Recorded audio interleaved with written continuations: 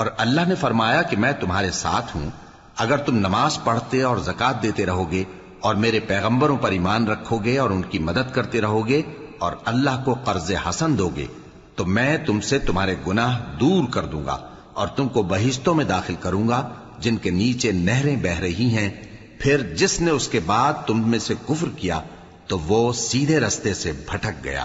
پس ان لوگوں کے عہد توڑ دینے کے سبب ہم نے ان پر لعنت کی اور ان کے دلوں کو سخت کر دیا۔ یہ لوگ کلمات کتاب کو اپنے مقامات سے بدل دیتے ہیں اور جن باتوں کی ان کو نصیحت کی گئی تھی ان کا بھی ایک حصہ فراموش کر بیٹھے، اور تھوڑے آدمیوں کے سوا ہمیشہ تم ان کی ایک نہ ایک خیانت کی خبر پاتے رہتے ہو، سو انہیں معاف رکھو اور ان سے درگزر کرو۔ اللہ احسان کرنے والوں کو دوست رکھتا ہے۔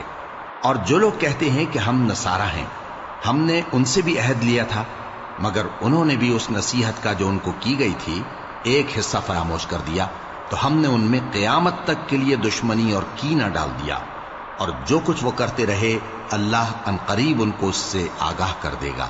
اے اہل کتاب، تمہارے پاس ہمارے پیغمبر آخر الزماں آ گئے ہیں کہ جو کچھ تم کتاب الہی میں سے چھپاتے تھے وہ اس میں سے بہت کچھ تمہیں کھول کھول کر بتا دیتی ہیں اور تمہارے بہت سے قصور معاف کر دیتی ہیں۔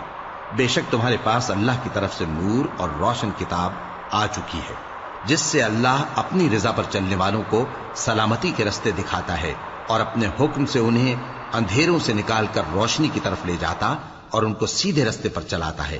جو لوگ کہتے ہیں کہ اللہ جو ہے وہی مسیح ابن مریم ہے وہ بے شک کافر ہیں۔ ان سے کہہ دو کہ اگر اللہ عیسیٰ ابن مریم کو اور ان کی والدہ کو اور جتنے لوگ زمین میں ہیں سب کو ہلاک کرنا چاہے تو اس کے آگے کس کی پیش چل سکتی ہے؟ اور آسمان اور زمین اور جو کچھ ان دونوں کے درمیان ہے سب پر اللہ ہی کی حکومت ہے۔ وہ جو چاہتا ہے پیدا کرتا ہے اور اللہ ہر چیز پر پورا قادر ہے۔ اور یہود اور نصارہ کہتے ہیں کہ ہم اللہ کے بیٹے اور اس کے پیارے ہیں۔ کہو کہ پھر وہ تمہارے گناہوں کے سبب تمہیں عذاب کیوں دیتا ہے؟